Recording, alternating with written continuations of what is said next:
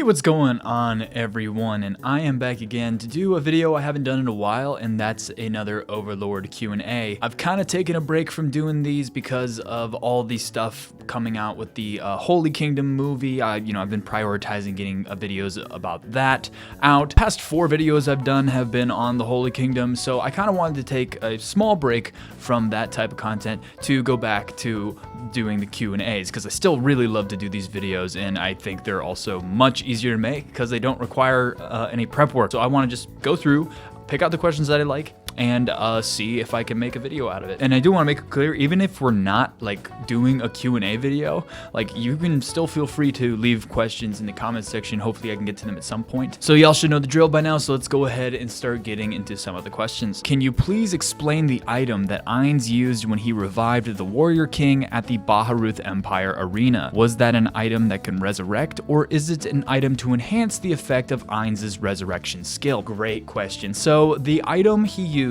was called the Wand of Resurrection. The Wand of Resurrection is a item that actually allows him to cast the 7th tier resurrection spell, I believe. So Ainz actually can't cast resurrection magic himself. He doesn't have like those spells, so he has to use that item in order to cast resurrection magic at all. And he actually has another wand as well. I think it's called the True Resurrection Wand, and that can cast a 9th tier resurrection spell. And I believe the major difference between the level of tiers in resurrection is the higher tier of resurrection magic that you use. There's less of an experience penalty, which is the big main Yggdrasil mechanic of resurrection. So in short, yes, that item actually allows Ainz to use a spell he would not otherwise be able to use. Great question. Oh, this is a pretty relevant one too right now. I had one question throughout the movie, and it was, what does the bow actually do?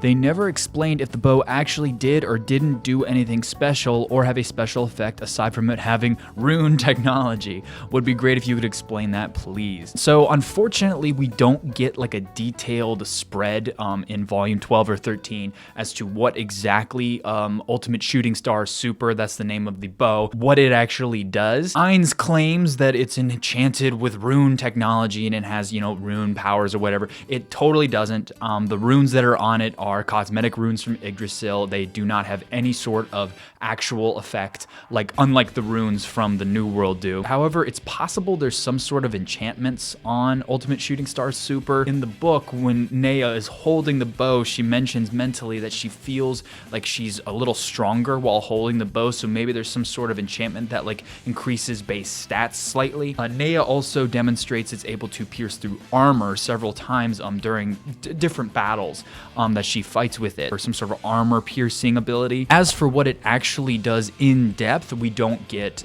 any sort of paper sheet like this. These are the enchantments it has on it, like we do sometimes for certain items. We do know it does actually do something based on just what Nea is capable of doing with it in the actual content, and also what she has said about it, even if it's not exactly what Ainz says it does, because the runes have nothing to do with it. Oh, interesting one here. What did you say? Ainz got reincarnated or transported? That's actually a pretty interesting question, because I think it's kind of both. So actually my answer to this comes not from actually the Overlord series. It comes from a spin-off show called Isekai Quartet. If you guys don't know what Isekai Quartet is, it's a spin-off show that combines the casts of Overlord, Ray Zero, Konosuba, and the Saga of Tanya the Evil, and basically puts them all in the school, and it's like a comedy show. It's a complete just alternate universe type thing. It's really hilarious. I love it. So there's a scene in Isekai Quartet where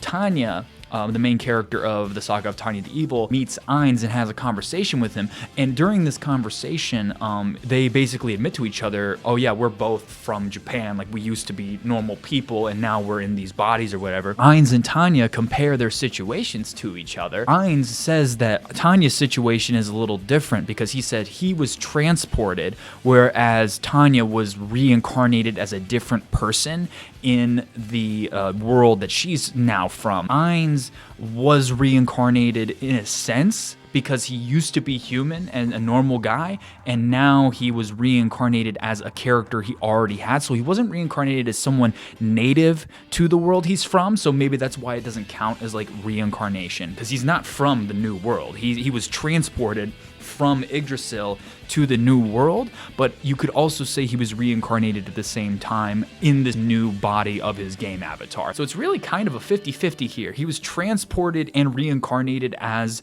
Ainzulgon and the Overlord at the same time. If I had to pick one, I would say transported, but it's really both. But so that's an interesting question. I like that question a lot. This is a nice geography one. Can you tell me something about the Troll Kingdom, if that exists in the novel or the show? The Troll Kingdom is never ever mentioned in the anime at all, and it's only briefly mentioned in Volume 9 of Overlord, the light novel, during the intermission of Volume 9, which takes place in the Dragon Kingdom and is from the perspective of Draudion Auraculus, the queen of the Dragon Kingdom. What we know about the Troll Kingdom is that it's a demi-human country that's inhabited mostly by trolls and ogres, and it's also one of the 6 largest countries on the continent, period. So it's a massive, massive country. Also that it views humans as a food source. In the intermission, Draudion kind of thinks about how like humans being treated in the Troll Kingdom as a food source is what's going to happen to her country if her country is taken over by the Beastman country, which is currently invading it. So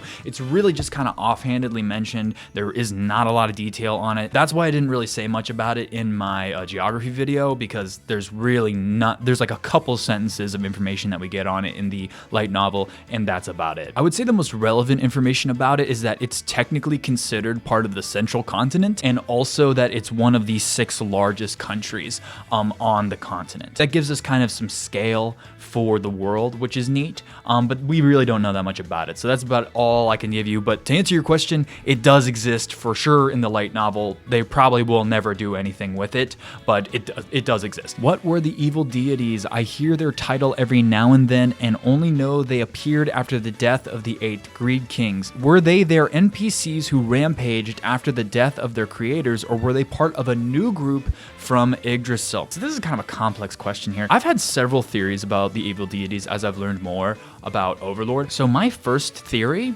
was that they were NPCs of the 6 great gods that eventually went crazy and decided to destroy the world. And the reason I thought that is because in the web novel, which is not canon to the light novel, the web novel is an entirely different universe. Like, for example, Albedo doesn't exist in the web novel. So that just goes to show you how different the web novel is from the light novel. Therefore, anything from the web novel is non-canon to the light novel. But in the web novel, it was stated that the evil deities served the 6 great gods. That's why my original theory was, oh, they were NPCs of the 6 great gods, and they went crazy and decided to kill everyone in the new world after the death of their masters. But when I realized that the web novel was non-canon to the light novel, that no longer became my theory, because nothing like that is ever said in the light novel. We do know a few things, like we know one of them was called the insect god, I think, and that was someone that Evil Eye fought against and developed her spell, her insecticide magic for, was specifically for one of the evil deities. They were considered very powerful by New World standards, but they definitely weren't like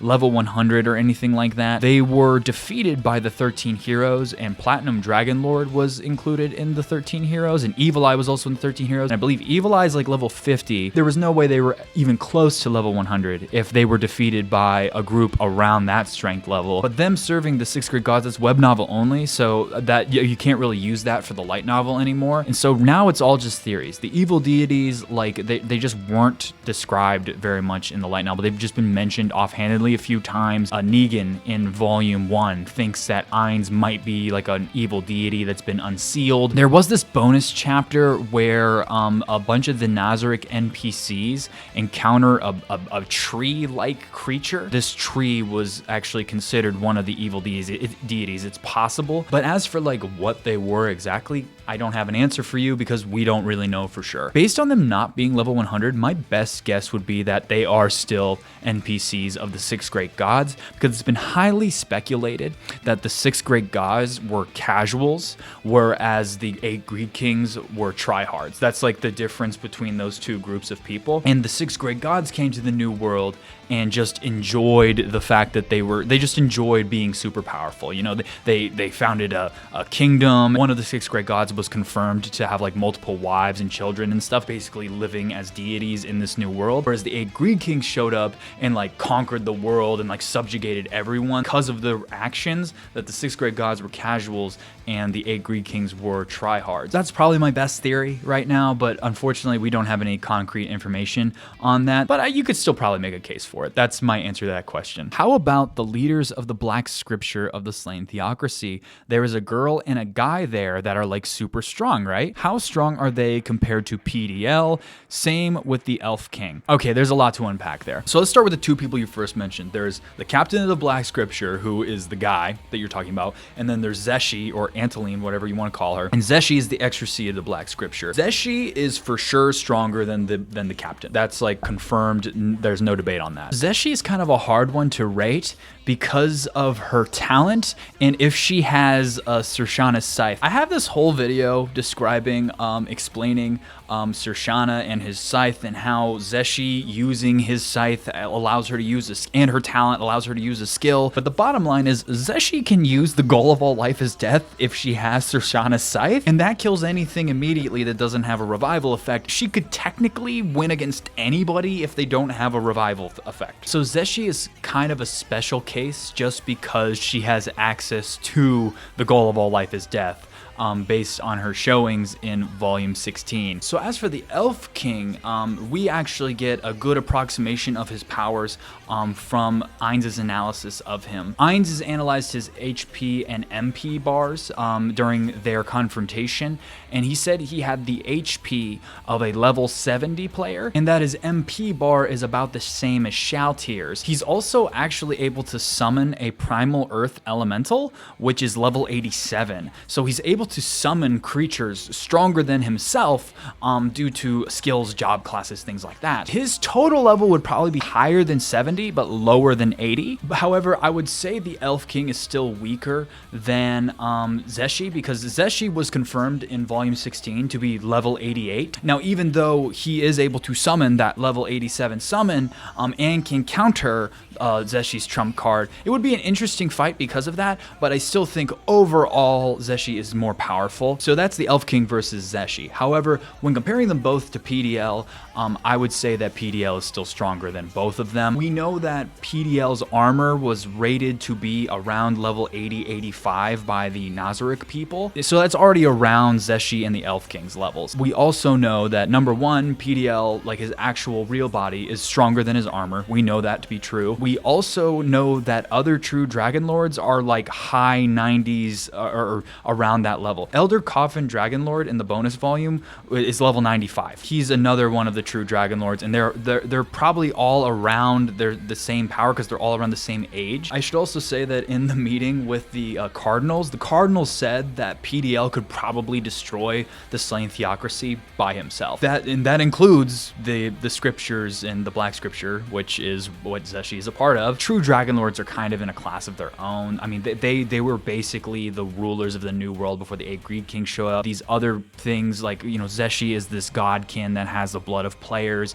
and things like that. And so does the Elf King. Elf King is a child of one of the 8 Greed Kings. The true Dragon Lords, though, are just kind of in a class of their own because of, number 1, their age, their species, and also their access to wild magic. They're just super ludicrously powerful, and they're really the only beings that can really give level 100s a true run for their money, like when using all of their powers. I would rate the Captain of the Black Scripture as the weakest of the 4. Then it goes Elf King. Then it would be Zeshi, and then it would be Platinum Dragon Lord, substantially above even Zeshi. That's how I would rate them. If you disagree, feel free to leave your thoughts on that ranking in the comment section below. All right, that was a long one, and I ranted a lot with that, so I think we'll stop the video there, but a very nice debatable question for the comments to end off on. So that'll do it for this Q&A. Love doing these, guys.